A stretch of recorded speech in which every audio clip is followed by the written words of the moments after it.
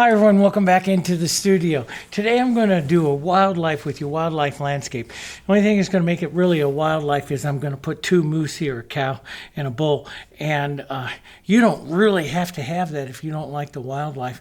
You don't have to have that. But, you know, I'm going to be kind of studying and repainting some of Carl Rungius's paintings because I want to do that large ram, and I'm going to do it with you. I'm going to show you that really large one here this summer. And so I'm just going to paint a couple and add a couple in. And I just love the wildlife to add so much. If you love horses, you could replace them with horses, or you can put some elk in there or whatever. Now, what I've done is I've taken some real photos, five different photos. I love to do this. Those of you who follow me know I love to do this. I put them kind of together in Photoshop and blur out edges and do all kinds of stuff and change colors. But anyway, I laid out 5 different photos, 3 Rungus paintings and 2 real paintings of some trees and some mountains and stuff like that back there. And then I layered them in there till I get a look that I like. And then I bring it in and I start my sketching and stuff like that from it. So, you know, I'll put some of this stuff into the members page if you guys want. And let's get going, okay? So I'm going to be using my standard palette. I did put out some medium beige and some sapphire. I love the sapphire. It's a real quick kind of sky color, especially if I'm going to lean to the blue violet, which is what it does. And then we'll just kind of go from there. All the colors and everything are listed. Everything I do. Everything on this channel is Heritage Acrylics. Everything. All over 700 videos. It's the only thing that I have used for the last 17 years of painting. So it's all I use. So anyway, let's get into it. So I'm going to start out with that sky, and then I'm going to do something a little different. We're going to start out with that sky. I'm going to take some sapphire blue down. I'm going to take some white. I want to lighten it up. I love that real light blue sky, kind of even maybe a few clouds in there, but I love that. And it's going to be, this is just maybe a little bit violet for me. So I'm going to add a touch of the Phthalo Blue, and you can instantly see how it starts to kick it over to a bit of a blue-green. Now, value-wise, this is what I do sometimes, guys, is I hold it back up there and I go, yeah, I am right about the same value. I can go a little lighter down by the horizon line, but into the water and into the sky, the main part of the sky, I like that. So I'll just take a little bit down here next to the horizon line. Or when you're up against the mountains like that, we call that the skyline. So up against the skyline here, okay? So maybe like that. And then I'll brush mix in. I need to get out some more extender here. I ran that out in my last couple of paintings here. So we'll put that out. This is the extender medium for the Heritage Acrylics here. And let's go right into our big brush. Here, let's put this lighter color in and along the skyline here. And I'm going to go down, especially into this first mountain. I'm going to go right through my trees in case I have any kind of holes in there. I'll do that. But bit of this. Oh, and so this board that's on here, you could use a canvas, a fine wing canvas. This is a board. This is a 1/4 inch. This is the type of board I like to paint on. I gave it 2 coats of the canvas prep. And the reason with 2 coats, and I sanded in between, is because I'm going to do some fine details and stuff like that, brushwork here on the moose. So I decided to have an extra little bit there. It's not really that necessary, but so this is a 16 by 20. It's 16 this way, 20 inches this way. So it'll fit your standard canvases out there for those of you that have a hard time making your own frames. It'll fit a standard frame out there, which is a good one. Now let's add some heavier blue right up along the top up here, and I'm going to leave it a little wispy here, right like that, just so I get a difference kind of into the sky. We'll come right down in here, and this is really where I want to have it. And you can add a little extender, but this is going to dry by the time we paint it. I like to add extender quite a bit to the paint, not because I'm using it to blend or anything. It's just because I'm using it to help move the colors across the surface. That's why I like it. And I can see right now I'll probably be painting out some of my drawing, but that's okay. You do it once, you can do it again. So there we go. So a little nice and heavy down here. I've got a little extra. I'm just going to go ahead and apply it. I like it heavy down into the foreground. And, you know, in good landscapes, like here, the sky, it's kind of weak up there, but see the movement there and see how more solid it is here. That's the way I like it. I want these colors, and I almost want to do, see, I'm painting Carl Runkus. Carl was very, magnificent. He's the master. But he was very simplistic on some of his mountains. And his was always about the subject. I really like, you know, some of the impressionistic stuff, you know, like you've heard me tell all the time about Richard Schmidt, and I like his drawing in. So I like where he draws you into the subjects and compresses through here.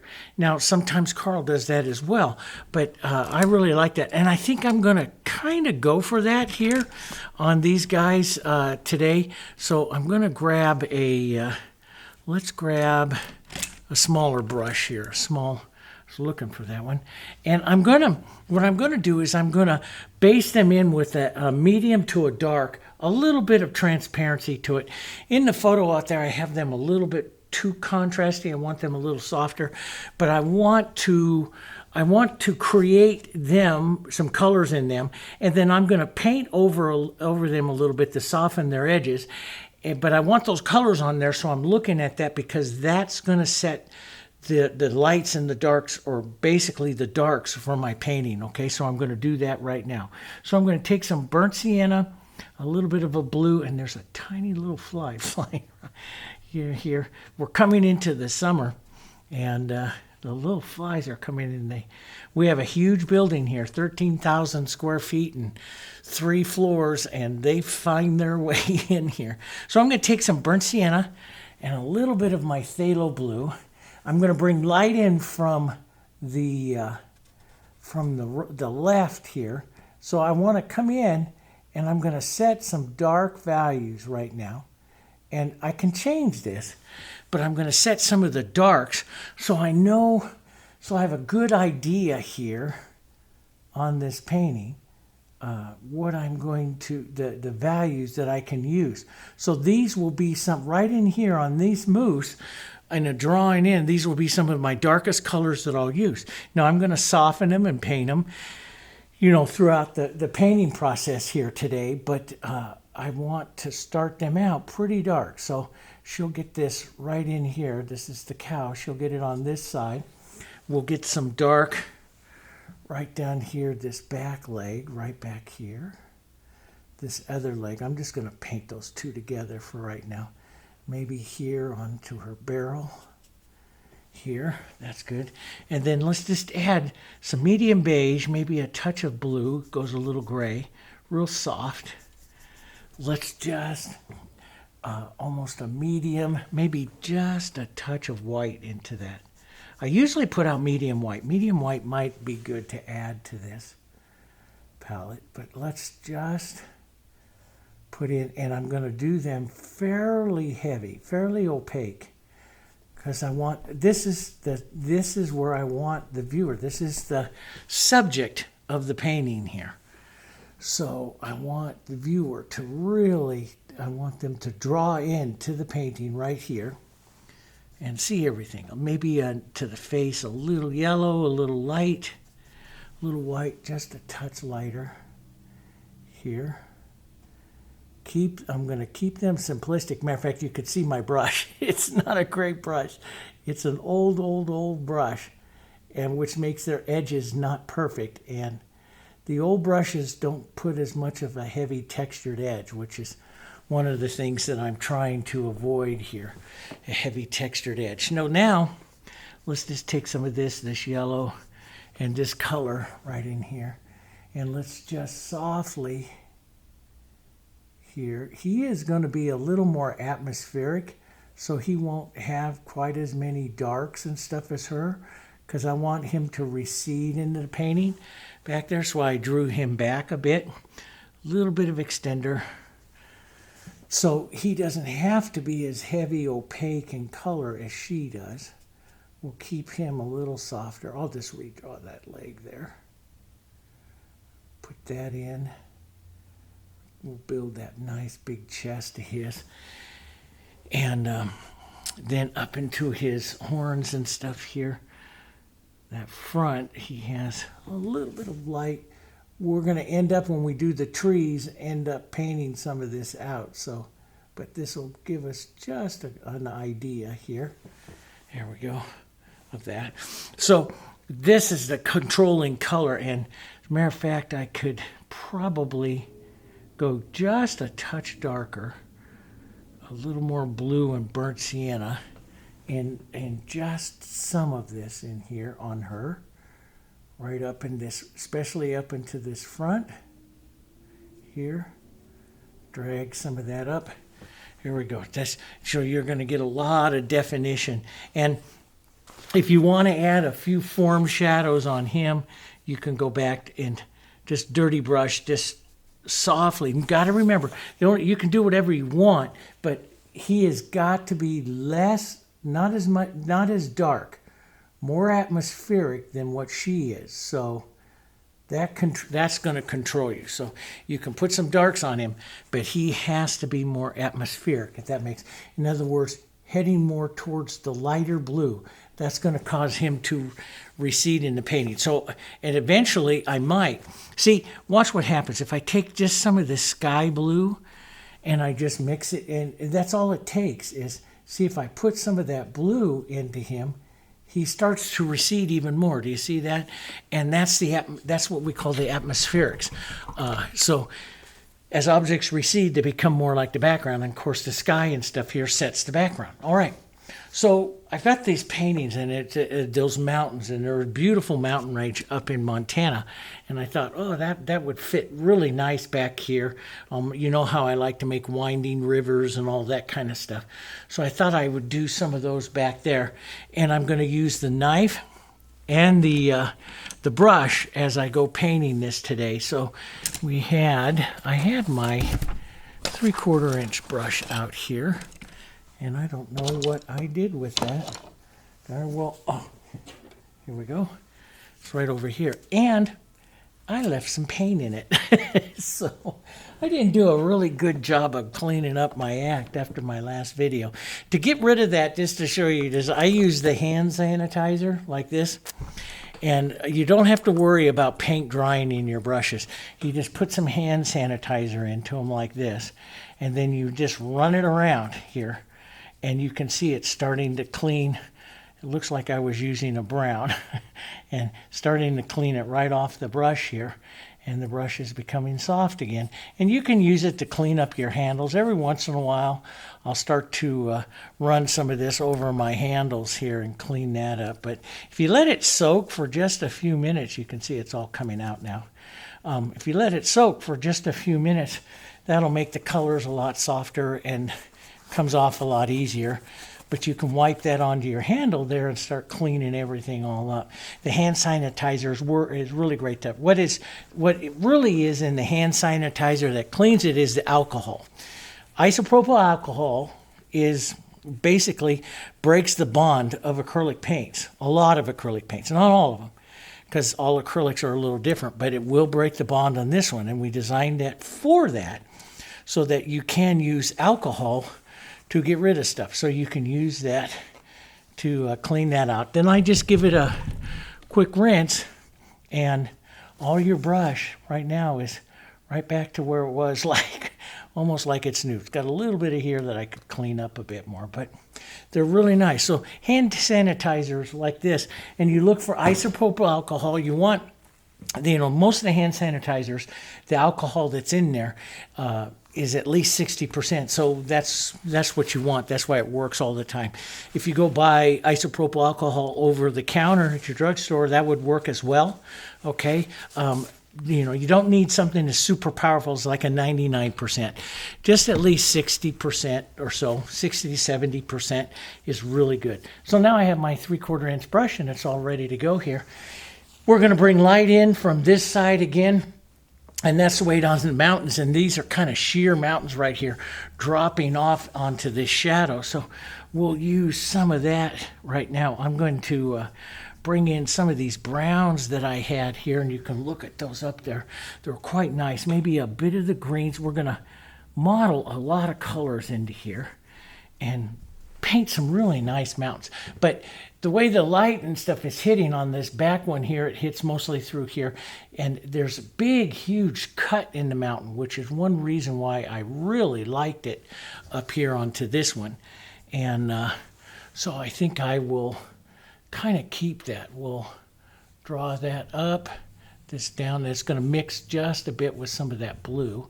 I'm going to be using my knife on this as well, but I'm going to set some of the original movement and stuff of the mountain with just some soft color like this. Back on the other side, I'll add a bit of the burnt sienna blue, some of the sky, because I want this to become more atmospheric as we go over here to this other one. And I'm going to paint this several times. This is just my first look through it, okay? So I'm not going to get wild and crazy with it. I'm going to add the lights and darks. This is for me, what I'm going to do with this one is first is just set the atmospherics to it. So a little bit darker, a little bit less coming forward, and then we'll start to decorate the mountains. Now as I come forward here, this one will come down. I'll get it darker here. We're going to have some trees and stuff in there, right up in there. And a little different colors here. And I'm going to bring in some other sloping land and stuff like that. So, but I'm just kind of modeling it up here like this. And I don't want to take big, huge, long things. I want some smaller ones. Just adding some of the modeling. I'm going to come in and paint in direction that in just a minute here. But I like that. And you know, one of the things that I do from time to time is come back in and back paint around with some of that lighter blue, especially if I'm going to put clouds or something. But I'm not real sure right now, you know, what I'm going to be doing there. But let's go to the knife for a second. So we'll go with some blue and some burnt sienna. This is a beautiful shadow color into that mountain there, which works really, really nice. But what is our controlling factor? That moose, the cow moose. So we can't go quite that dark. So let's add some, a little bit of medium beige and some lighter blue here, because we can't go that dark, not quite that dark that we have on her. And so we don't want to disrupt that. So then I'm going to add some open medium. This is the open medium, the Métis d'Hervan open medium. I'll add some of that in there. This is going to give me some transparency and cause my colors to slide over the surface a little bit as I do this. And so it's gonna, I want to add some of the movement here, nice and soft here, nice and soft, but I like it because it gives some of the, you know, it gives differences in the, see the highs and lows, which is going to make it look like the mountain here for just a bit here. So shadows, and in the reference I have there's a big pull down here of some of this. So we'll pull some of this down here, and I'll come back on this several times because I'm going to do some really nice mountains, but I just want to break them up right now. Break up some of the colors, some of the things that I see into that mountain there, here.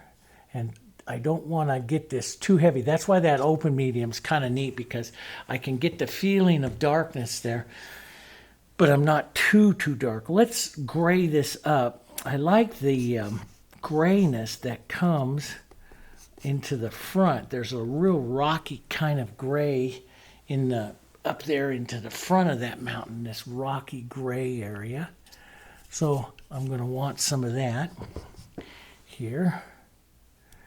Some of those rocks and stuff coming up here, grays, right? Now, if this becomes too much, and this is probably just a little bit too much, it's going to compete with her a little bit, I'll take my big brush, and it has just a little bit of stuff left from the sky, and I'll just pull through it lightly like that, just to soften that out. Right like that, so I want some of this interest for right now. I don't need all of it. So you just blur it. That's what I call that, blurring that. You're blurring that mountain there, right like that for right now. And I'm going to add a lot more, trust me, but that works pretty nice for right now. Let's go a little bit lighter, little change in color here. As we come down here, we're going to I tap and I push and pull and manipulate the knife. I take a bead of this stuff and I'll pull some of this out and down, let it come up and mix with some of those other browns. We'll soften all of that. This is kind of like the undertone of it, you know. So we'll pull this way, some of this way. Some of this will pull down into a different ridge line here. Here we'll give some different like ridges and valleys there. And that. And then I'm going to take some brown, or some medium beige and some yellow. I want to create, and some white, a lighter mottled area here. That's going to be the slope of the ground. So I took another photo, and I'm going to use this color up into the foreground, and was going to put in some looks here for some grasses, kind of, you know, like you're flattening out, coming out of the mountains, the foothills of the mountain here. It's not a very big mountain, but it's going to have a bit of snow on it. I want that snow. So I'll go more into the yellows here, and we're going to pull this across and just soften some of this out here. So we'll just let some of these colors just kind of mingle here, like this, because it just sets up the feeling of it. Does that make sense? This is not the actual painting of it. This is kind of like the blocking in of it, okay? I'm going to let this kind of dry up a bit and come back in and start adding trees and snow and all of that kind of good stuff. We'll do that. But let's get just a bit of this burnt sienna in here. And we'll darken this down. This is where all of our trees and stuff are going to go. Here. On the big Carl Rungus, on the one I showed you guys in painting the ram, I used a 3/4 inch brush for most of his mountain, the way he painted his mountain, and it worked really, really well. Let's put just a bit of this back here, and soft coming up here, right like that. But mostly that this back mountain's got to set back, being a little lighter, a little bit more atmospheric. So we'll drop some of that in. So that's what I'm looking at, is the coloring of it. All that's going to change, but I'm looking at the coloring of it, and she tells me how dark I can get on this mountain. Before, when you've painted with me, you know, I've always just kind of dived into that mountain, but now I want to do this drawing in. I want her to be the center part here, so I'm going to take my time here in setting up this mountain, but I do want to kind of get some of the feeling of that other mountain, of the photo reference there, pulling some of that down, capture some of the feeling of it. I love that big, huge, and this will be a big rocky ridge right here, which we'll paint, and boom, down here. So I'll do some of that, but I'm going to do a lot of it with the knife. This is just to get some light and shadow where I want to see light and shadow here, right? And right up in this area, I'm going to take right with some of my blues, some of these grays. We'll make a softer light, because we'll come right into here and we're going to put a little bit of snow right up there because I like the snow. I like the moose walking around in the snow and stuff. So we'll put some of that up there. I'll be using, again, towards the end, I'll be using my knife. This just puts in a softer application of it. Gives me an idea where I'm going to kind of put it. A little bit here and there down the sides. We'll cover a lot of that with trees and stuff. And then we'll add some blue to this, cool it off, maybe a touch of red violet to it. Get a nice cooler, some of the blue. And this will be the snow coming up into the shadow area here. And that's going to work. So we'll have snow into the shadow. So, boom, right in there like that. That gives me an idea. And that's all I'm looking for is just so, you know, what's the main parts of the mountain. But see how soft it is, you know. So it's a lot softer than some of the other paintings I've done with it where we're softening it all out. And that's because I'm going to be very much watching those dark colors right there. Let's get some of the trees up in here. Burnt sienna, green, burnt sienna and green, extender medium, maybe some of this open medium. So I get some transparency and slippery color application here. I don't want to go too dark, so I'll thin it out with some extender, right? And let's just get, and this is what I want. See this right here? This is what I want. This application of burnt siennas and greens coming off the brush, a little different here. It sets up some of the shadows of where all those trees are going to go. And this moose is going to climb up in front of them here, hopefully at the end. So I'll just kind of dance around his edges there for a minute. We have quite a bit of light and cool greens to put in that'll help bring him forward and stuff, but I'm not going to paint the trees yet. I'm just going to come down into this. This is the shadow area of those trees. So as I get up here, the trees start to, you know, fade into the sky and stuff. So I'll go paint those in a minute. But we want to really put in some of the shadows. And you can see right here, the most important part is they're dark so that, you know, the ground and everything will come forward. But what's the most important part? Is they don't go into what is happening to her. And then I will let these, I'm just going to do this, let these kind of transparent up and become more smaller and everything, and let that help my linear perspective there going back. Let's go over to the other side, pine green. So we have some blues we can add too. We're just taking some of those colors and we'll come right over here and we're looking for the lower shadows towards the bottoms of the trees. That's what we're looking for. We don't want to go very high because we'll paint the height and the differences of the trees in a little bit. Not right yet. So we'll just do that.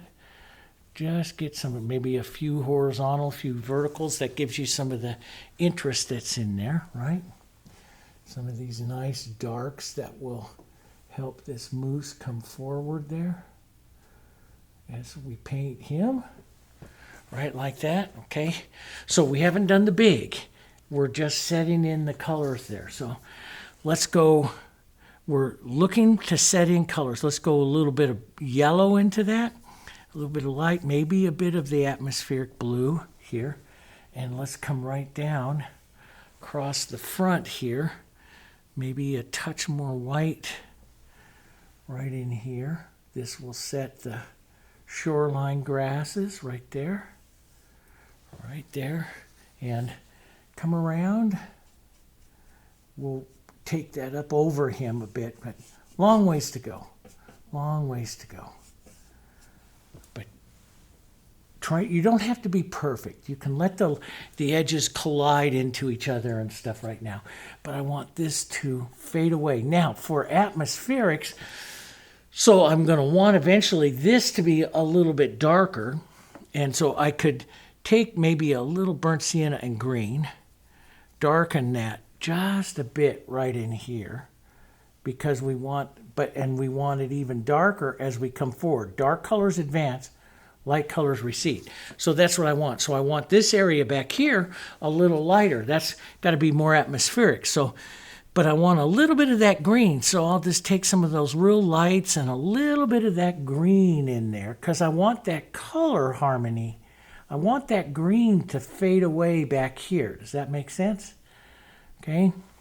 So I want that. I don't want this green line ending against that gray line. So I'll have just a touch of that green, but it's got to be lighter, maybe even a little bit of blue for the atmospheric of it. Does that make sense? So you just pick up a little bit of those greens. And this is how I kind of set up. So I'm setting up the depth of my painting, if that makes sense. And I can drag some of those real soft, like greens up into the mountains. We'll paint them up in specifically. But I'll drag some of that up in here because there will be trees and everything, and that just gives you good atmospheric harmonies there. Okay, so now up over here onto this side, we'll go just a touch darker. So this side right up here, as I put in this shoreline, it's forward of that one, and so I will tap in some of those greens, some of those other colors, blur this around a little bit, get some of those lights, maybe a touch of yellows and some whites and stuff in along the shoreline there, right in there, okay? But it's got to be overall a little bit darker. And Rungus does it really kind of simplistic, but absolutely wonderful. The power of his brush, I don't think is anybody can. His power in his brush was just amazing. So now, what I've got to do, this is forward. There's that. This one's got to be adjusted just a little bit, right in between the two, so it could come just a touch lighter here. Do you see how that works? So that's what I'm looking for. So, and I could get a little bit heavier right up here, maybe a bit more green, a little more color right in here. Doesn't have to be absolutely perfect, but so that brings that forward. So it's got to go 1, 2, 3. And when you do those overlapping planes, those of you that study landscapes with me, you know, they always say the Dutch masters, which I spent a lot of time studying the Dutch masters, they always say you need at least 3 overlapping planes in your landscapes for a positive amount of depth in the painting. So, which I believe, so I'm going to put some of that green right over here, blur those edges up. We'll walk this right in here. Maybe some yellows and burnt siennas and little browns and some whites. So it's not always this green color. Maybe some of these browns, more yellowy browns, come in there. But we'll give a lot of contrast to her and to the bull here in just a little bit. Right, in just a little bit. But that starts to set that up. Let's take some of those a little bit more yellowy tones and toss a bit of those right into here. That creates the harmony across the way here of the shorelines, right? Now, as we might as well do this while we have it here, some of our colors. So we'll take this medium tone, some extender, and let's just pull this right down here, following that, right up here, right up underneath her. And this is all basically going to be water up in here. But that's going to give us our water here. And we're going to paint the water a little different than I've done with you guys before. I mean, it's going to be very, very much painted. And we're going to pull down just a bit right now, just to blur and get some of that movement, that downward movement. But I do like to pull across just a bit. It's just a soft little bit in there right now. And we'll push in. So whatever I do up here, if I add a little bit, I'll add a little corresponding down here. Normally with water and reflections, the reflection's just a little darker, just a little bit darker than what you have in the color that's casting the reflection. So up here, a little yellow, a little bit of this. So the reflections down into the water of these colors would be a little bit darker here. And then, of course, we're going to have some of these trees and stuff. But I'm going to do a lot here. So this is just our setup, right? So we'll pull down just a bit. Just pull down. Just give a few marks of down. I'm not painting with a whole bunch of extenders or blending and stuff like that because I'm doing mostly just a color map. Does that make sense? A color map. I want to get in and paint some areas first before I get too involved here. But this is going to help me really pick out some of the tones and tell me just how light and how dark and how much detail, stuff like that, I can go in these areas to begin with. Let's put a bit of a lighter shoreline. He does that on his paintings. I like it. So we'll just pull some of that right in there for right now. There. And up and along, he even has almost a bluish kind of line right up in there. Let's go just a touch lighter. So this is a nice setup here for this. And we might do this, you know, I think this is, I'm really going to like how this one comes out. So we might end up doing this one over a couple of videos just because I might put some work into this one because I'm kind of liking it. Okay. You know, sometimes you just get those and you just got to do a little bit more. But I really want to try some new things into this water and really get this water. You know, he does water so simplistic and it's so amazing. And I want to paint it a little different than I've done before. I did an earlier painting about 12, 15 years ago of his where I did a water study with how he applied it to his water. And I love that. And I sold that painting and I wish I hadn't. But so I might want to come back and recreate some of those water effects that he did because I really like that. Let's just, and you know, some of the things that you can do, it's not like a real biggie right now. Sometimes I do, sometimes I don't because I'm going to change everything. But, you know, dropping in some of the color reflections sometimes that you're going to have really kind of gives you a good feeling for where you're going, you know, with the painting and stuff. So, and it doesn't have to be anything great. Just drop some of that stuff in there. And, but I really want to work on her and stuff first. So now light, let's just go light. Let's just come, we're going to go lighter actually. Now, a lot of times, well, a majority of the times, you always see me, dark colors advancing and light colors going back, right? That's what we always follow. That's basically one of the pillars of landscape painting. However, you know, you take beautiful artists like magnificent masters like Schmid and all those, they would do the drawing in. And so actually their colors into the foreground would be softer. And so I'm going to actually create softer colors, lighter mid-tone colors up here into the front. So your eye gets drawn into her, gets drawn into the moose. Does that make sense? So as I go to paint, one of the things I'll do, and like I say, this is our color setup. This is what we're looking for. This is, you know, we're going to be looking for setting up some colors. Now see how this, as I just start to draw in, as I put in some of the contrast areas that I want to have in here, and then I'll let it soften out, your eye draws into her. That's what I'm looking for. And I don't have to be, and this is the big thing, guys, I don't have to be perfect right now.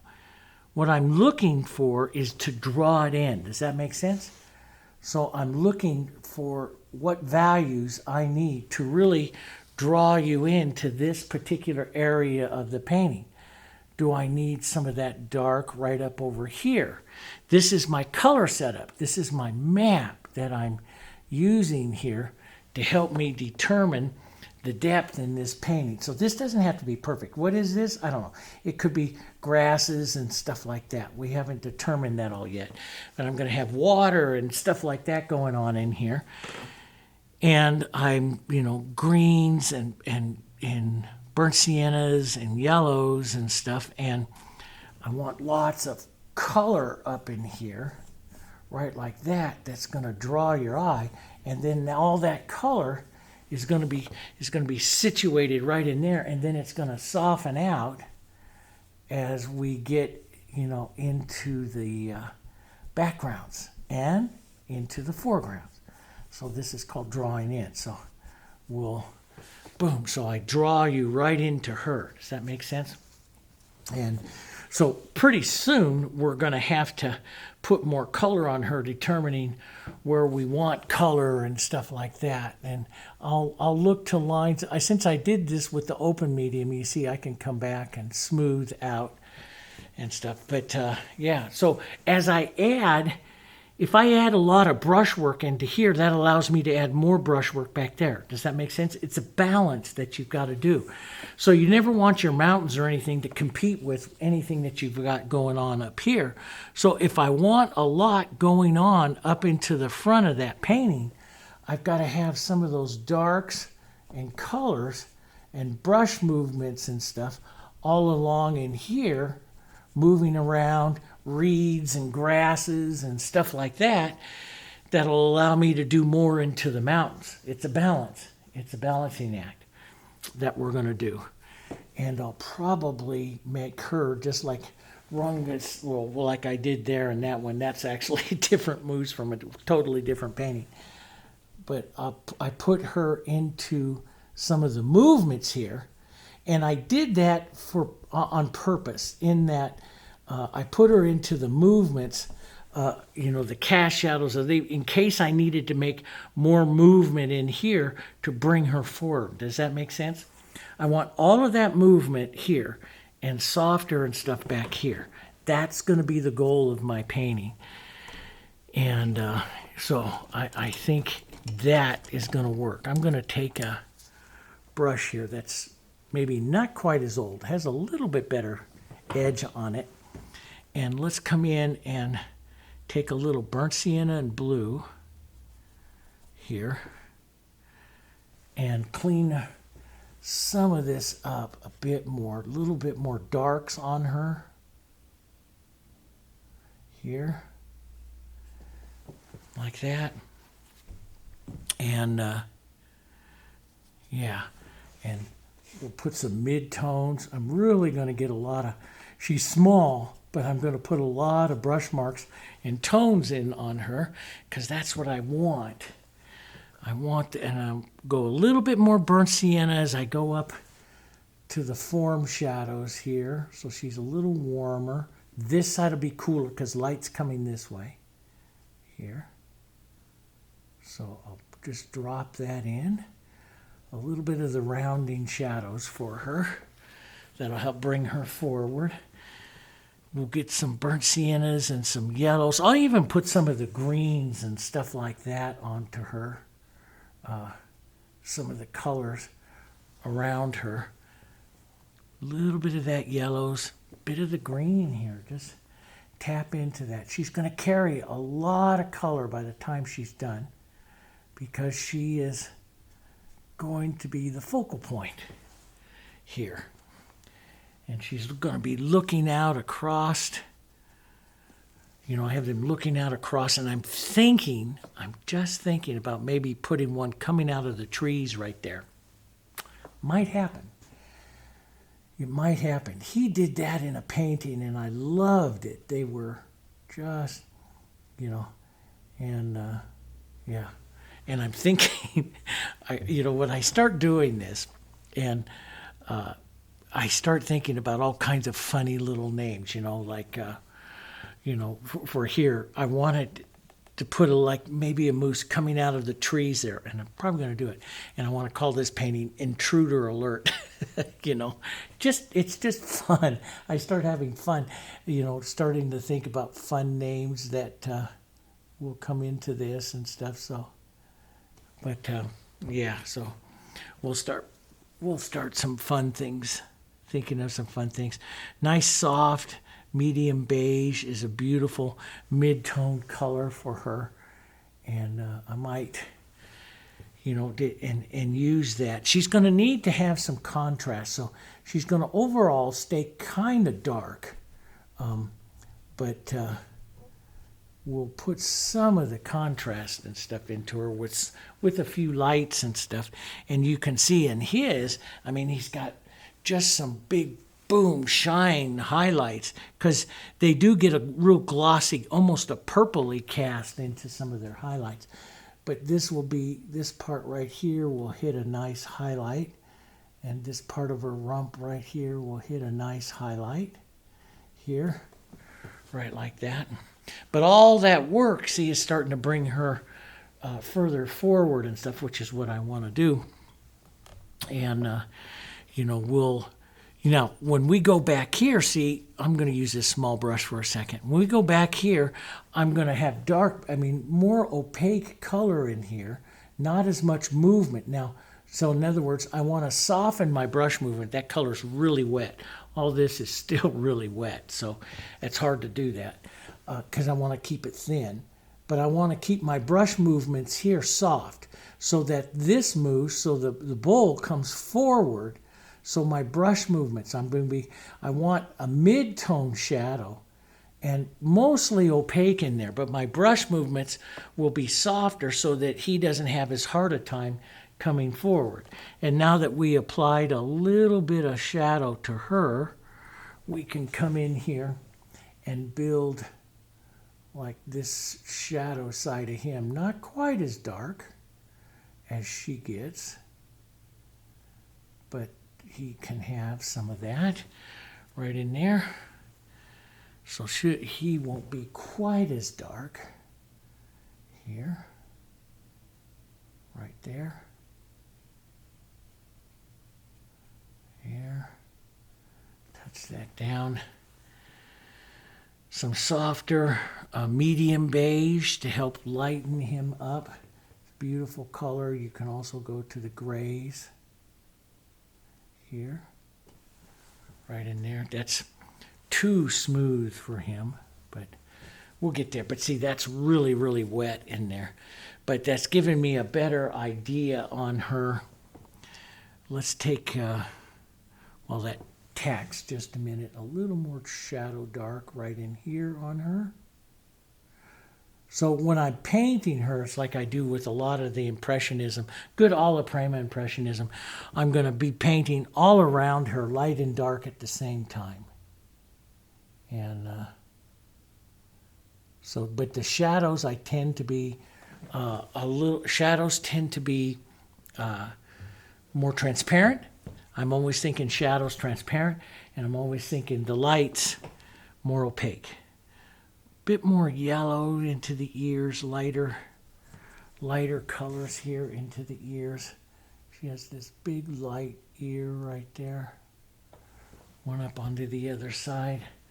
Let's just drag some of that right down the front of her here. I don't want to get too detailed, but what I'm trying to do, I'm not painting details as much as I'm painting light and darks.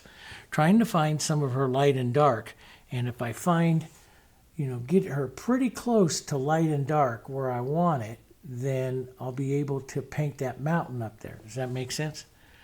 So I'll be able to look at that mountain and see the amount of contrast and stuff that I want to put in it. So we'll get some of onto her, and yeah, he is, golly, the confidence that Rungus had with his brush, just, you can tell. Now, a lot of you, you like how I paint roses and stuff, and that took a long time for me to get that confident with it.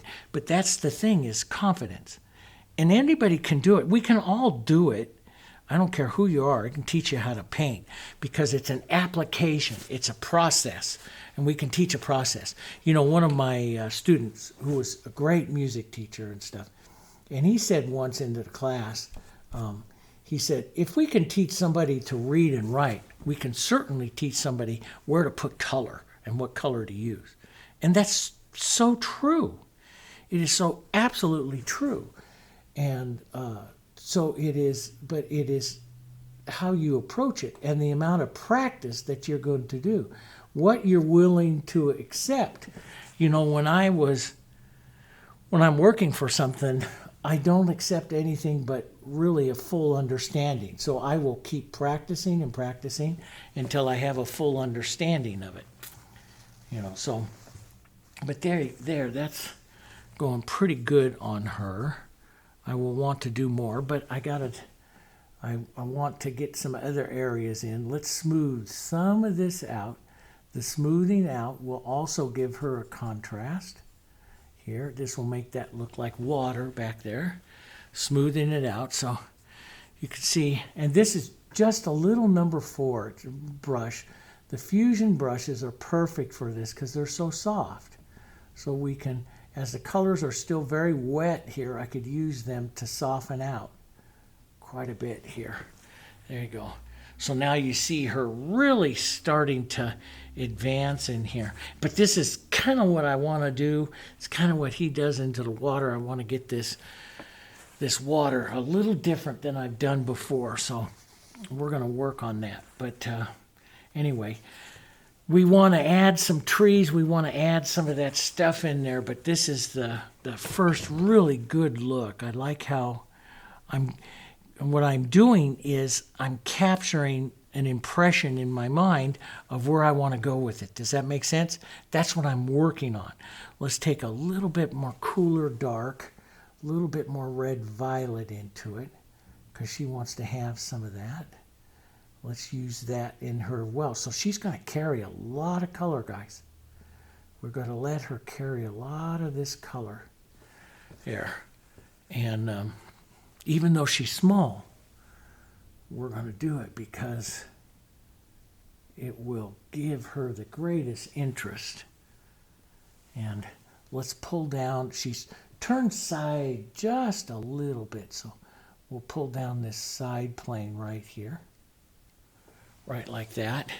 And that'll give us a small dot of blue and some of this darks. We'll just go ahead and add that little dot right there for like her eye right there. That's good. Might as well give him a softer one, right? We should probably put it not in the horns, but in his face. Oh, David. There we go. Now he's got blue on his face, but don't worry. I am a professional. I'll fix that. Let's soft, a little brown around. See, just like that, we can soften that out. But we'll fix him up too. And get that big side plane on him and get that big. Let's take a bit of the light and some yellow here. And we'll put in the idea of that big, massive part of his horns here. Here we go. Long ways to go, but this will give us an idea there of where we're going to go with him. Here, just a bit of the dark. Yeah. I mean, they're really small, but I'm not having a hard time with this little number 4 fusion flat. Boy, it can just, you could use those corners a little differently and get in there. Let's smooth some of this out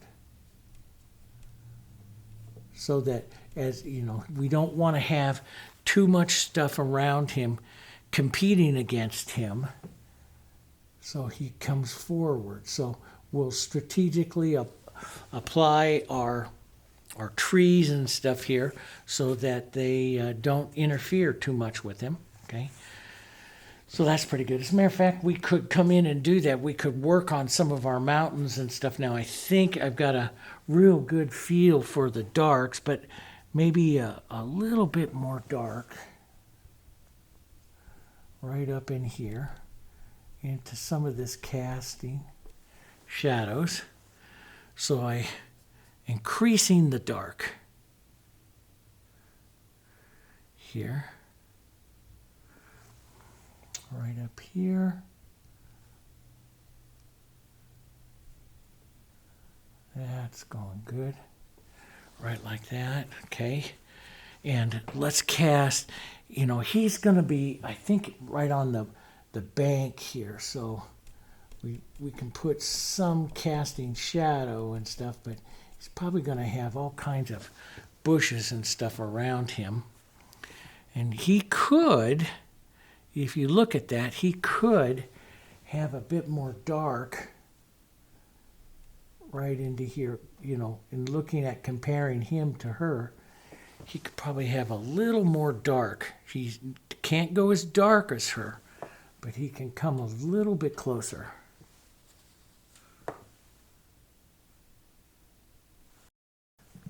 Okay, so we were applying dark. My camera shut off there for just a second. I don't know, we had a power surge or something like that, and the cameras went bloop, and you guys disappeared. So anyway, we were putting dark on the front of him. So we'll go back to put dark on the front of him, just a little bit more. And like I say, you know, these aren't finals. I'm still kind of finding my way through the colors. And this dark right in there, that real nice, beautiful blue and violet, especially towards some of these violets right in here, that is really letting me get that dark. I like the amount of that's going to be here. So it's going to, what that does, it's a balance, guys. We got to get the dark here, then here, and then we've got to get dark enough to get into some of our trees there, right? And then the more we have here, the more we can get into our mountain. That's how it all works, right? So yeah, so let's come back here. We'll go back to our 3/4 for a second. Let's go back and work. Some of this is still wet here. I'll just add a little extender in here. Let's work a bit more color right into here. I want to get some of these mountains up before I do the trees. I want to really get some trees in here because that's going to give it a lot of life. But those trees are going to be very dependent on the mountains being pretty much done. Does that make sense? Because we'll be looking through them. So we want to get some of that done. So, but let's get a bit more burnt sienna and some green, a little bit of the blues, a little bit of extenders to help thin it out here. And let's get some more of this real kind of broken and let that just fade away there. Some of the shadows into these trees up into the mountains there. Okay, and we'll do more specific trees. But that's about as dark as I want to go there, which means this part coming over here will go just a little bit darker. That might be just a touch too dark. We'll see. We can always lighten it back up, you know, but so that dark is going to be very important to help bring the moose and stuff forward. So we want to make sure we get that. It doesn't have to be perfect, but we want to make sure we get it closer. And some of these nice vertical motions there that is going to help set the trees. And they should kind of be straight up, Dave. A little angled there. There we go. Some of that motion here. Try not to have even brush marks. So I started to get them all even there, so I just came back and fixed that up a bit. Let's get even a little bit of the yellow with this right in here. So we've got to come up with this color into the yellows and beiges here. Value-wise, that's going to be right between here and here. That's our goal. Here. Break it up a bit, tap it a bit. Here. Right like that. That looks pretty good. We'll push some of that. And it's going to take, it might take a few applications. Don't worry about that. For you to find exactly the colors that you want to use. Usually it takes me a few to find it. Find the application or the color, the values and stuff that I want to use. Here. Like that. Yeah, and since she's gotten a little darker, I could put a little bit more of that over here to help that come forward. Right in there. Up and down. That works. So see, I got 1, 2, 3. And just a little bit of this yellow into back here. Just a bit of that. So you start to pick some of that up. Here. Just that nice little sloping hill. All this has to be kind of done before we put the trees in. You don't have to have it, but it does make it a lot easier. Okay, so that's my target area in there. Now we can start painting for a little bit of interest, which means I'll use some of my colors here. Model them up, some whites and medium beiges, a little bit of yellows. And I'll use this to start putting the slope in here of some of those grasses and stuff there. So, and see, I'll burnish my knife like this. I'll give some nice movements to the slope here. Maybe a few taps and stuff like that. But that sets the feeling of the slope of that hill. Does that make sense? So you can start to see some of the interest coming in there. Some of the rock interest, beautiful grays, medium beige, and sapphire blue. Some of these beautiful rocks, some whites. You could add some reds and some blues. Those make beautiful grays as well. Burnt siennas in there. All these different colors make just beautiful grays. And in the reference photo, they're a little bit redder than I think I want. We're going to try some of this and just tap some of these rocky colors in there. Here we go. And you see, I'm looking for these small little undulations of color here. And I can go in, if I'm doing a large painting over a long period of time, I might come in there and, start adding some shadows or some little greens. Like,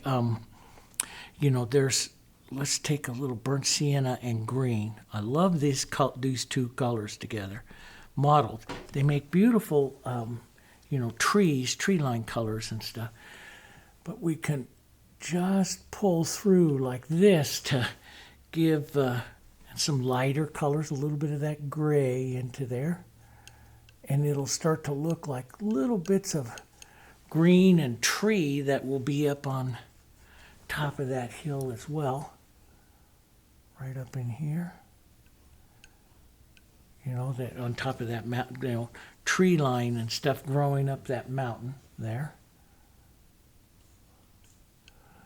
Here, and you can even take some of them like up over the edge like that, and that even makes it look more like trees, right like that. So you can decorate all of that and as much as you want.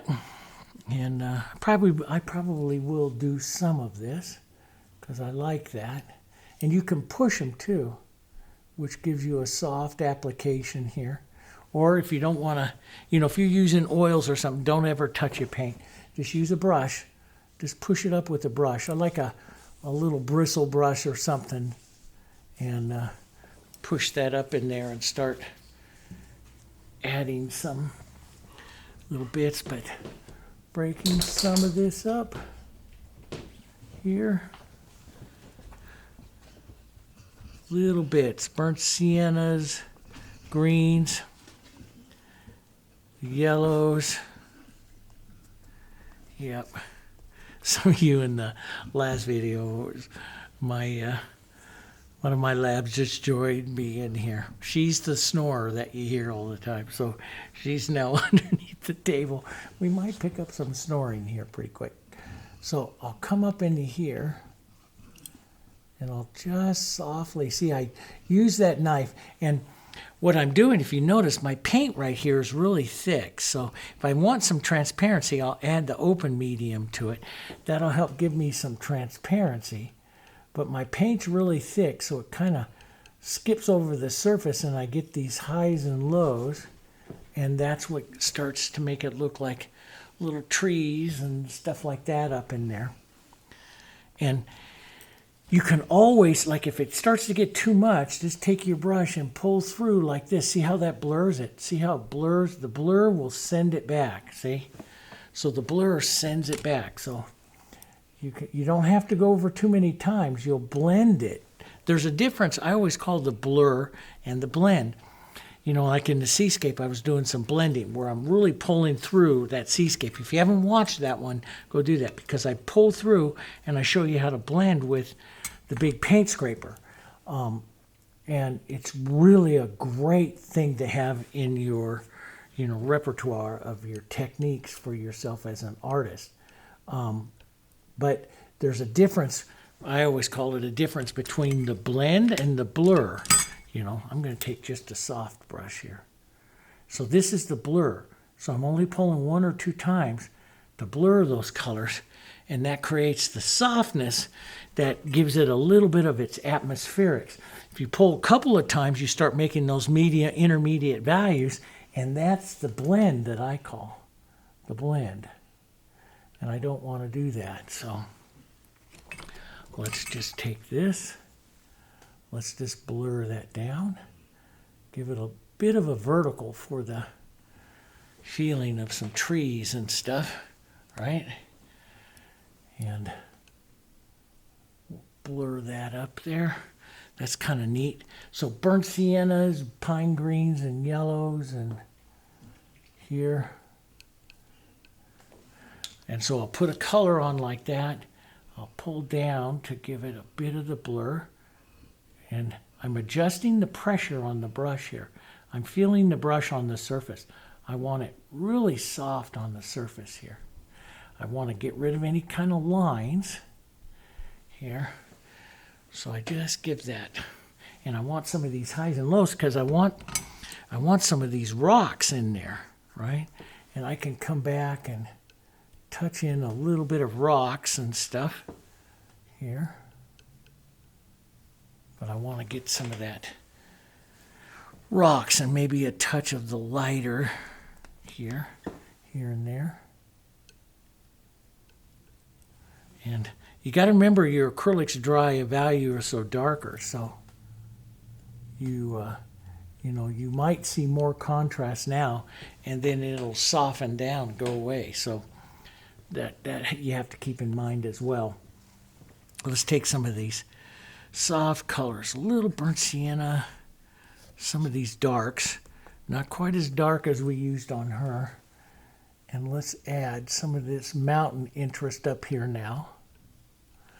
That's what I like. Some of the grays of this mountain. Pulling down here. Start painting the interest on this thing. And I use the reference of that photo, but I don't try to copy it.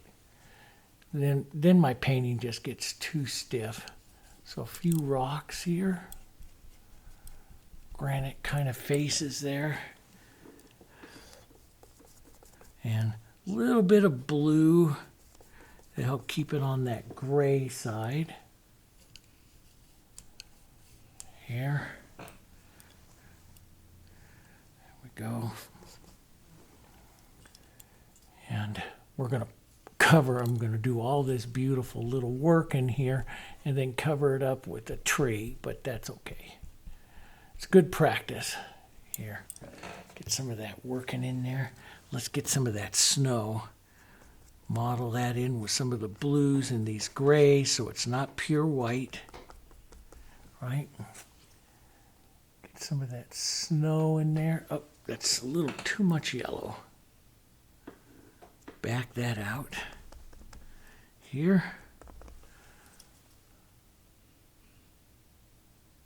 Like that.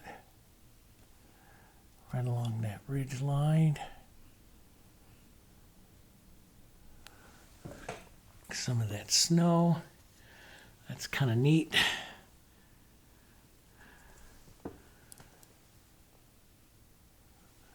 Right up there.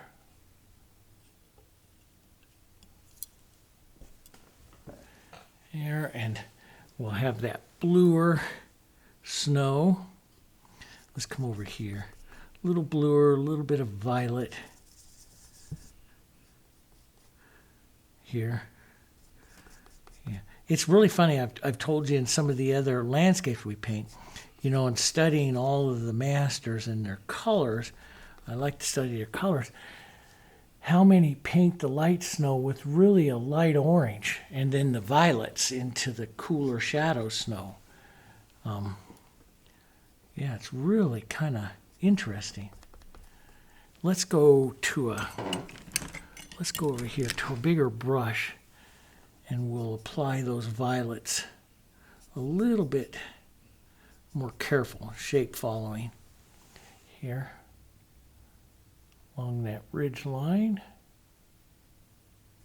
right like that. So these are up into the shadow, so I want to vary it from violets to blues here up along this edge. He's pulling down. There we go. Maybe a little bit of lighter up on some of the edges there.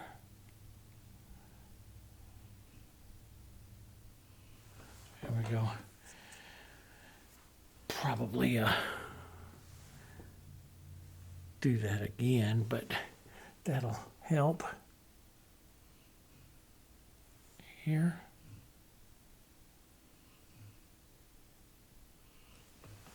There, like that. Some of that heavier snow. Let that come down here. So see the brush, I use it just like the knife. I just hold it very flat and just let the paint lay off as it's going to do here. And here we'll get the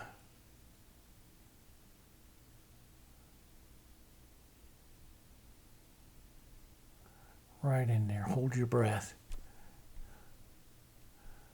There we go. That's kind of neat. Some of that snow up there. I might put a little bit softer snow up over here. So it's got to be a touch lighter because it is more atmospheric, right? So we'll push that, and then we'll go not quite as light, but we'll go with a soft light here hitting this ridge side, maybe right up on the point there, right here. We'll hit some of that before it goes into that shadow, right? That's kind of neat. And so get a touch more light right here up on, like, this is another little ridge line, and this one folds down, creating a little valley here, right like that. It's kind of neat. There, maybe another little mark there. Just a bit of, we're going to keep this mountain though very soft back there. And now let's just take some of our light blue into some of our tree color here. So it's just ever so light here, and just dance around up here a bit to model some of this up, and blur that just a bit. keeping it soft, but giving it some of the look of those trees, see? Right up into the snow line. There we go.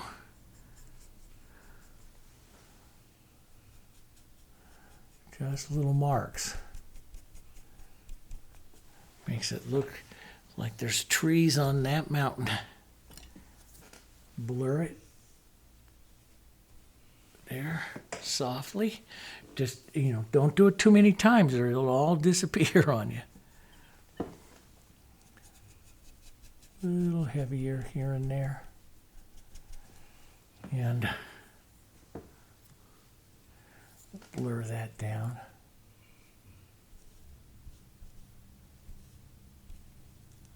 There we go. Now that will, still like using my finger sometimes, boy. There we go. And that will allow me to, put some, I could either soften that out a bit. So what would you do? I mean, how would you do that? You would think the atmospherics, right? So we take a little bit of blue and white here. Blue and white. And we'll pull that over.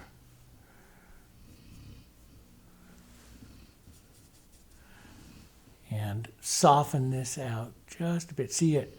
Get that atmospheric in there. And then that sets that mountain back behind that one, right? That's what really does that. Get that. Sometimes it's good to let it dry a bit before you do that so you don't mix up too much. And sometimes I will put a valley fog almost in between them to help separate the mountains and stuff. So this is a little bit too pointed for me, so I got a big green mark here too. I want to come up a bit here. Like that's but a little too, the same here. So I'm going to bring some trees up a little higher here. There, like that. So it's not quite the same. A little too even there. Real soft with that. Burnt sienna, a little bit of blues, and the green. Just touch those in with the corner of your brush. But now you see we can start to gently, manipulate those mountains. Doesn't that look good? We can take some of these others and just go right up over the edge of that snow, which is what you would expect a few trees to go up over the edge. There like that. That's pretty neat. Some of this down.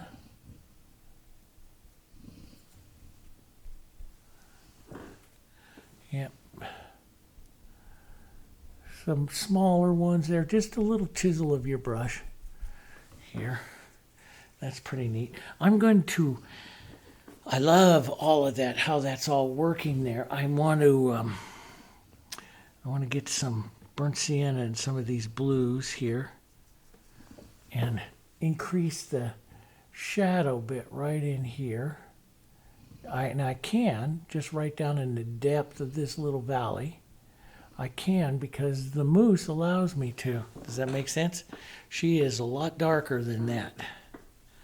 So, but a bit of extender, a bit of transparency. Let's get some of that right up here. Pulling some of the interest on this side. Here. Here, up like that. Maybe since we have that snow there. In the photo, you don't see it up there, but maybe a bit, usually up onto the mountains, the snow doesn't really kind of settle up there at the top unless it's really, really high. It settles down into the valleys where it doesn't get sunshine and stuff. So we'll just join that together here, put some of that nice blue and violet in there. So the snow hangs around in valleys and stuff on the mountain. That's really where it goes. There, like that. That's kind of neat. Just a little bit of it here.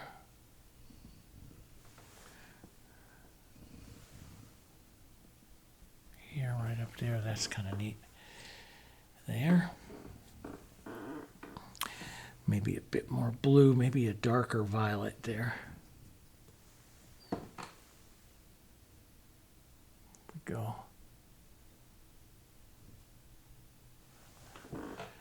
Yeah, that's kind of neat. And then we'll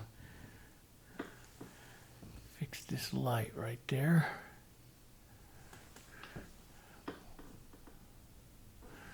Bit of the shadow blues as it falls down this side. There, like that. That works. Maybe just carry, you know, a few little touches or marks of it that would hang around in a few areas. Like that. That's kind of good. Isn't that kind of fun? I mean, you can just poke and do that. You can put a few trees up into that, or, you know, maybe break up some of the edges of the snow here with some gray rocks here. You know, so here like that. Just break up some of those main points of it there with pulled down. So, I mean, so you're going to see me put all of this work into that. Imagine what I'm going to do into this little moose. She's going to carry quite a bit more, I think. But it's kind of fun to paint this. And get these lights.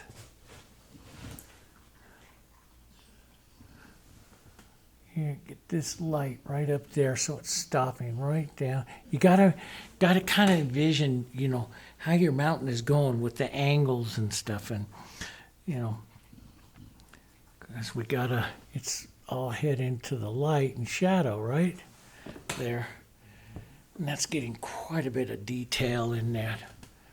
And I better not do too much for this painting. There. Yeah, now I want to, you know, you could put snow down through here, and you could even carry snow a little bit further up into here if you like that effect. I'm going to flip over to that, you know, the grasses and stuff that I was putting in here, and flip over to some of those yellows, because I like that, the idea of those yellows and stuff picking up. I love those colors right through there, you know. It's not the gray that I have out there. It's a little bit more grayed on that one. That's why I use photos as reference and then just do my thing. You know, and but I love that. I love the change. So here, but I want to get some of that warmer. And that knife is just so great for doing this up front here. Getting some of that lighter, that nice movement back down through. It gives some of that nice knife movement. And Rungus and stuff doesn't have a lot of that knife movement. You know, he painted a lot. Most of his stuff was bristle brushes, and fantastic and stuff. But I love the painting knife. I love the movement of the painting knife and what it does. So I do like to add some of those movements with it, you know. Works really well for what I like to do. And there. So that's, gets that. But we could probably do a little more with some of these greens and stuff right here, and let these kind of fade away back here so we get some additional depth right back there. Letting that go back, picking up some of that look right up in here. So they're picking up a bit of the green. We're going to cover some of this though with the trees. Going to do all this and then we'll cover it up. But so they're a little longer. So longer, shorter, shorter, shorter, shorter, and longer, shorter, shorter, shorter, shorter touches. Just touches up there as you get up there. Just touches here to give that impression of stuff. And some of those dirty grays here. Little different angles.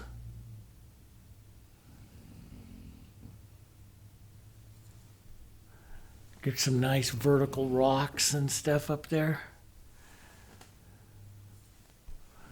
There we go. You could build it more, you know, rocky and stuff if you want.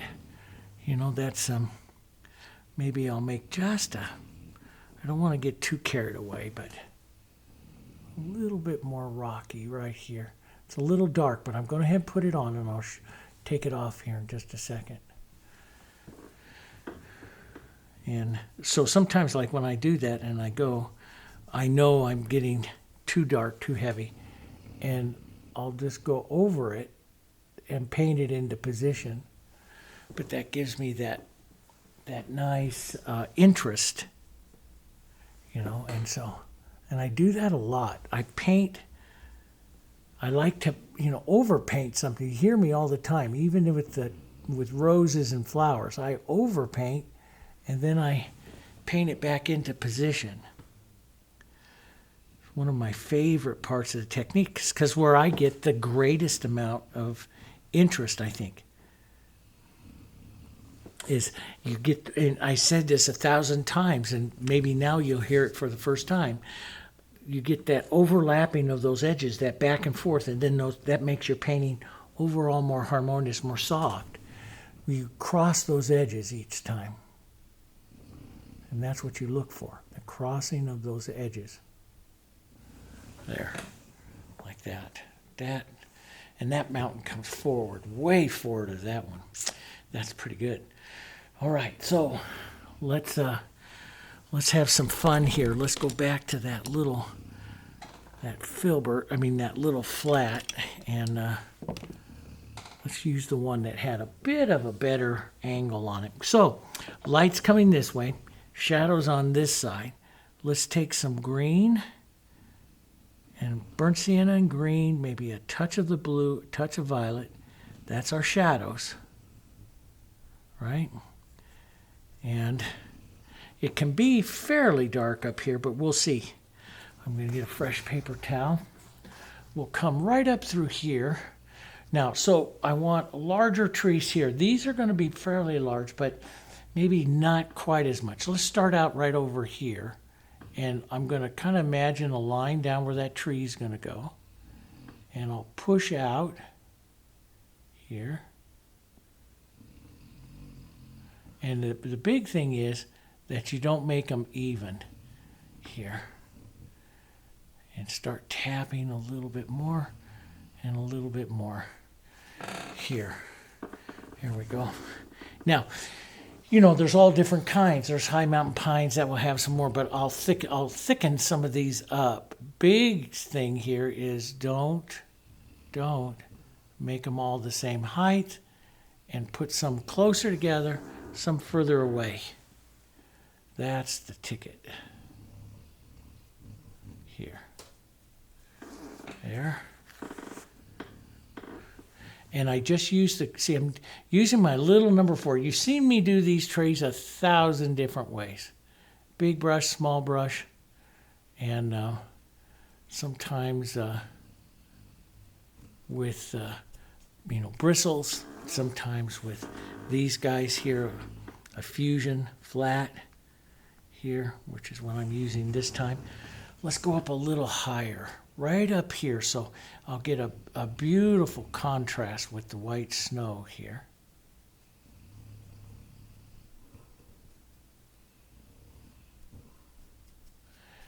Just start this one up here. And so I just kind of swirl it around and here. Right like that. There we go. That's kind of pretty. Let's put a shorter, maybe change color a little bit, maybe a little more green, right? Change the technique slightly. So it's not exactly the same kind of putting together a tree here. And you want to carry some of these just like little points down through here so that that's what's filling it all up, right? Is some of these. And up here, this is where we're going to really kind of put one in here, maybe a little more careful, because this is going to be the crossing that is going to give us the crossing of the angles, the depth here. So let's be a little careful. Bring in some dark right there, some dark right here, right like that. Maybe touch more blue, and don't know if you hear the dog just gently snoring. That's a good thing to paint trees by. So a little bit of that shadow here on those sides, right? Here we go. A little bit of that shadow in here. That's all good. And here like that. That's good. And then we'll take some of our pine green, maybe some yellow oxide, maybe a touch of the Hansa. This is a lighter green. Bit of that into the brush. You don't want to touch it everywhere, just little bits here. Make sure you touch over a few of the shadows.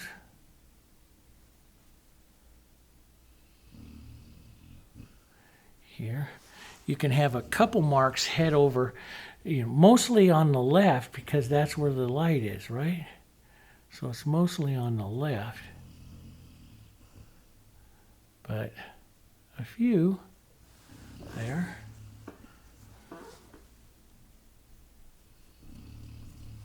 And let's go a little more yellow, maybe a touch of white to help lighten that up a bit, even to a touch lighter. And this is the one where I like to put it on maybe a little heavy and touch it with my finger to soften it out so it doesn't overtake anything real quick. Here. There we go.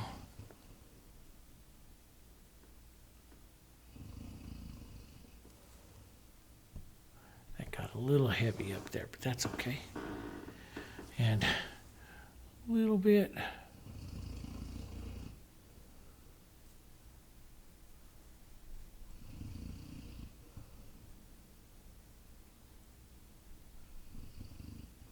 There, don't breathe.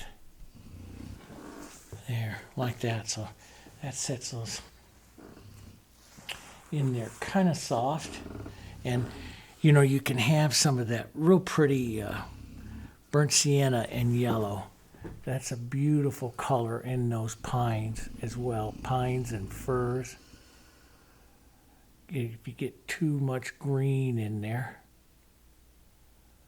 those are just beautiful colors to add in, little marks of them.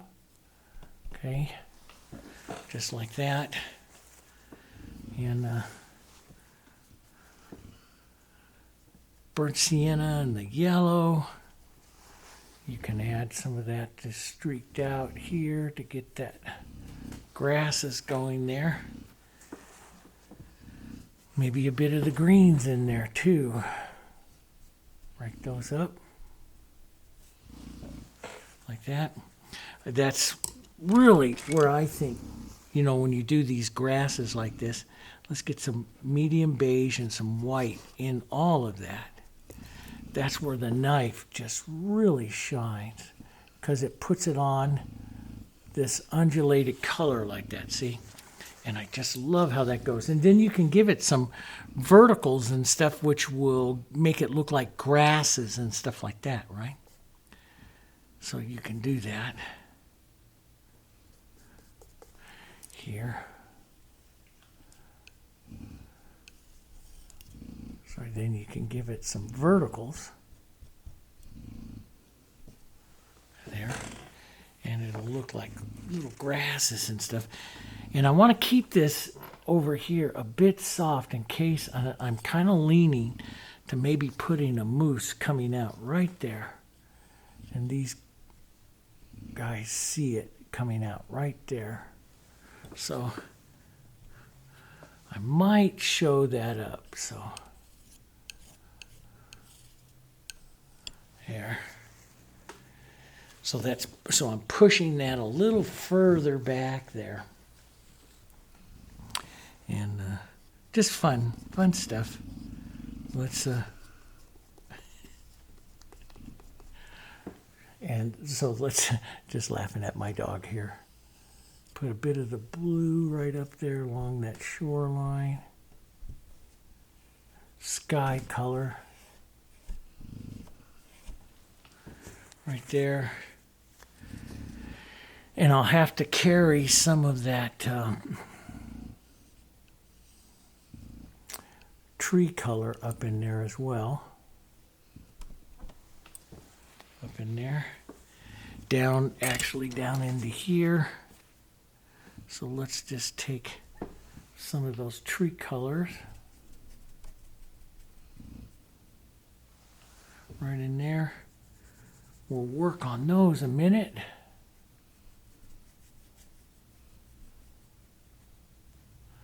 Probably have to add these again because I want to paint that water, and I want to do the water a little different, like I said. So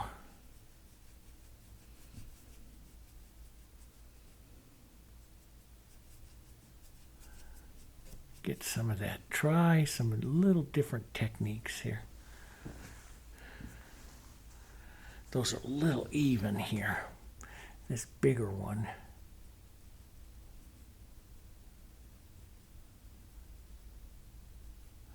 And we're going to blur it for the water too. So that is not going to do, I mean, that'll do for now, but we're going to want a little more work into that, I think. But again, it's painting when I'm doing something like this and working something different like this. It is a process of answering questions. That's what I'm doing. And so my first question was setting the depth that I want in the painting, and then letting her control the drawing in that I want to do and stuff in here. And I've done that. And so, I mean, I've got a ways to go, but yeah, I've done that. I'm going to take some softening colors in here. Just a bit. Here. And you blur that down. You can do that with your brush, or me, sometimes I'll just use my thumb. Just blur that down just a bit. Yeah, so that sets that up. So we are, about a hour 42, somewhere around there or so into the video here. I had to stop so it reset everything because my camera shut off. But anyway, so I could lighten up here and drive even more depth around that corner. Maybe make this a little bit more atmospheric. And then I have any of your blue colors come right back in here. And that'll bring that atmosphere in. And that will increase the depth around that corner, see? So, and then we got to build all these trees, and we got all that, but we're going to have to save that for another video, okay? So I will do one more, but I hope you enjoy it. I'm just kind of going through the process of creating this thing, and I'm kind of enjoying it. It's not like a super fast one. I'm doing a little bit more detail than I normally do in an impressionistic painting, but I'm enjoying it. But I would come back, like I'll start looking at stuff like this to see, could I put like a bit of that yellow coming right down there. See, it carries that yellow back up again. So it's a harmony thing I'm always looking for. Is there some place I can carry a little bit of that tone back up? And it just drives it. But I love that. I love the mountain. I might build these trees up here a little bigger so they're a little bit more mid-ground. Maybe, I don't know. Depends on this one here. Let me just put in a real soft, what are we talking about, trees back here? They'll be real soft like this because they're going to be very atmospheric, right? Going around the corner here. And yeah, so yeah, maybe I don't need it there. Once I get these in, I think I'll like that. Yeah, I don't think I'll need those, any more into that. I'll be able to get that right around that corner, what I like. But I'm going to put a little mousse coming out right there, I think. Yeah, I might want to put just a touch of light right there coming out of that. That's where this would be the light side anyway. So we could afford to have a bit of light coming out of there. That'll give a nice, right in here, right out between those trees, nice little slope that he's going to be poking his head out right there. Right there, right in that area there. I think that'll work. Fun stuff. Okay, so there like that. So it's going to take another video. I do like that. It's a little heavy, but I do like that. And then we'll put the big trees here and start really working on her and bringing it forward, okay? So it's going to be another video. So yeah, I imagined this painting was going to take me 3, maybe 4 hours. I'll put into it, but I hope you enjoy it. I love that now, soft, that little bit right there and soft going up against this and all that brush movement. It's coming along, okay? So if you like it, don't forget if you'd like to see the landscapes, you want to see some more landscapes, you don't even have to do the moose in here. This is a pretty landscape all by itself. Or like I say, horses, cows, elk. You can put anything you want in there. But if you want to see more of them, make sure you click like on that. Make sure you drop us a comment, okay? Because your likes really help us, guys. They really do. So don't forget, take 2 minutes and 2 seconds and just click like. That really helps a lot, okay? We appreciate that. And I'll come back and we'll do one more video at this part 2. And I'll work on the finishing them all up and these guys right up in here. This area looks pretty good. All right. I'll see you guys on the next one. Bye-bye.